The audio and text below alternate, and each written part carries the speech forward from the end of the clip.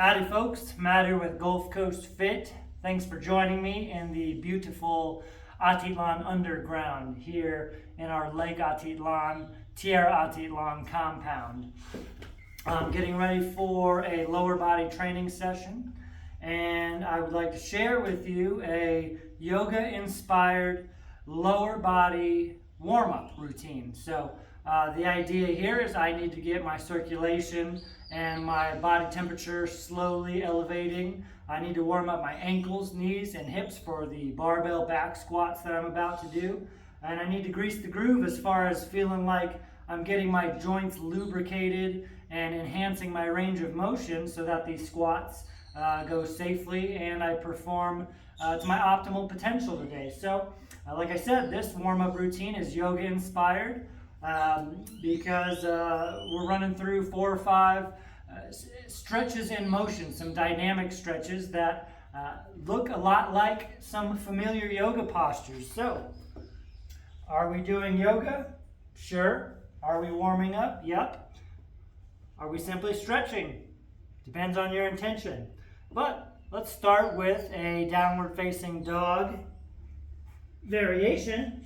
Now don't tear apart my form. Remember, my objective here is to warm up for squats. So I'm going to pedal out my feet, and I really like doing this because it stretches my Achilles tendons, my calves, my soleus, and my hamstrings, which is crucial for my squat performance because oftentimes my ankles are the limiting factor on my squat depth.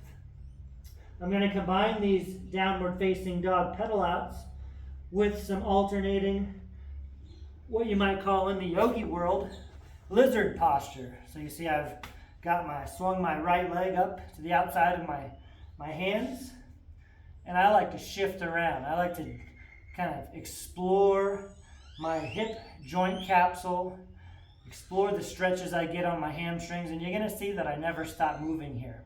I'm not a big fan of static stretching before a workout, so I like to move around, explore the joints, find what tightnesses, aka weaknesses, exist today. I'm going to take it back to my down dog, pedal it out maybe 3 or 4 times on each leg, trying to facilitate a great calf stretch and hamstring stretch. Now I'm going to swing my opposite leg around front here. Now, before I started learning a little bit about labels and names of yoga postures in the fitness world, this is called the world's greatest stretch. Not very creative, and I don't know if it is the world's greatest stretch, but it is pretty great, and I'm a big fan of it. All right, go back to my down dog. Pedaling it out. So I like to rotate my shoulders and torso. We get a stretch down my lower back. I feel it in the TFL on the side of my hips, tensor fascia lata. Nice hamstring, calf stretch, pressing the ankles down to the ground. I'm going to swing this right leg around again, and I'm going to move around even more. Little semicircles.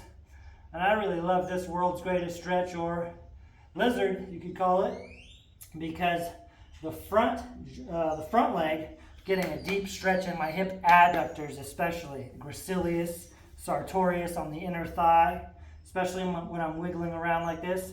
And on the trail leg, I can get a really great hip flexor, psoas stretch, even a quad stretch in my rear leg.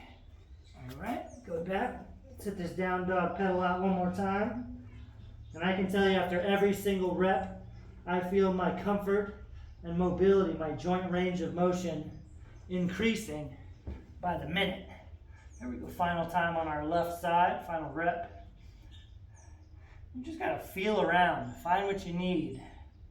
And remember, not necessarily doing a yoga practice right now, so you don't have to be of the mindset that you need to be holding these postures to do this correctly.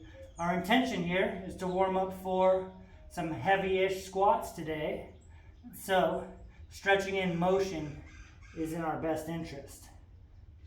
Nice. Okay, next combination of exercises we're going to go into, hopefully I'm in the camera. We're going to take a wide stance here. And we're going to combine a wide-legged forward fold with, I would call them Cossack squats. In the yoga world, it's called Skandasana. Either way, know what you're doing it for, get the benefit out of it. So let's go ahead and with this wide leg stance, toes out a little bit, we're going to hang and wiggle around. Again, we're not holding static stretches. That can be detrimental to our lifting performance if our muscles are a little too lax. Legs are pretty straight, big hamstring stretch. With this wide sumo stance, big groin stretch. And now, I'm going to take this to the right. I'm going to shift, get into a deep squat. Challenging my ankle, knee, and hip mobility. I love that before some deep barbell back squats. And you see I'm moving around a little bit, still moving around. And I'm going to fingertip walk my hands back to the middle. Shift the hips up high. I'm pushing my tailbone up towards the ceiling. And I'm actually rotating my hips as I shift to the right and to the left. Think of your hip joints as a joystick. It's very much like a joystick. We want to move that joystick all around.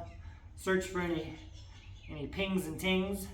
And here I am down in my Cossack squat, or Skandasana you could call it, on the left side.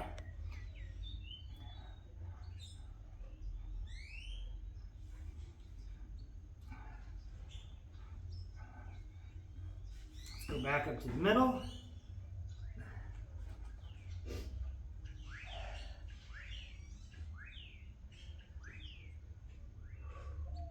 Nice hamstring stretch, nice lower back stretch. I'm going to shift to the right one more time. I'm going to use my arms for a little assistance to apply pressure and open my hips up.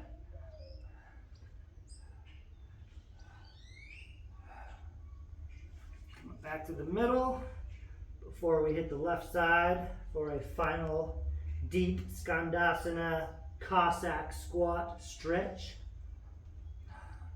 It's good to notice when you're doing unilateral stretches or one-sided stretches, if you feel a differentiation in tightnesses or restrictions from right to left side, I most certainly always do. I try to pay attention to that. That way you know where to put your marbles and where you know to put your focus and effort into how you want to get into your stretching position. All right, final exercise here, warm-up exercise. We're going to hit the deck. And we're going to do some bridges. Now, whether you're into fitnessing or into yogaing, you typically see some bridges. And bridges are not only a great activation exercise for the hamstrings and glutes and lower back, which pertains to squats very much so, but it's a good opportunity to open your hips up, because you'll see now we're extending the hips.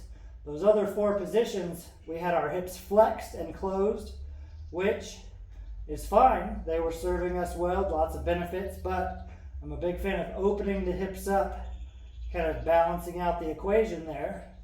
And as I thrust my hips up, thinking about incorporating my posterior pelvic tilt, as always, glute squeeze, neutralizing my lumbar spine. And when I do that posterior pelvic tilt, I feel a nice tug and lengthening effect in the psoas muscles, front of my hips, hip flexors.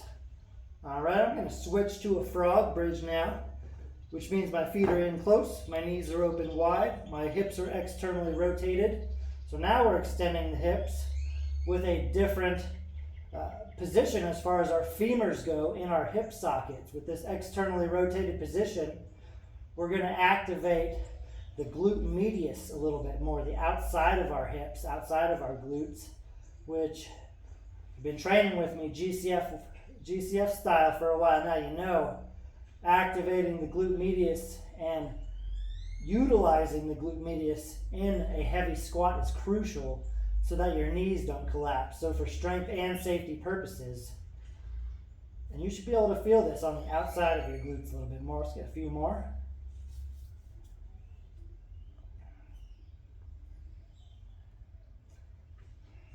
Now in just several minutes, I feel like I am much better prepared to perform safe, and effective heavy barbell squats. I am going to do a couple of warm-up sets with the bar, but in general, that's a good stretching, mobility, a gentle warm-up routine, whether you're doing squats or not. But when you're preparing for a lower body training session, then yoga-inspired stretching, mobility warm-up can do you justice. So, have fun. Thanks for joining. Stay strong.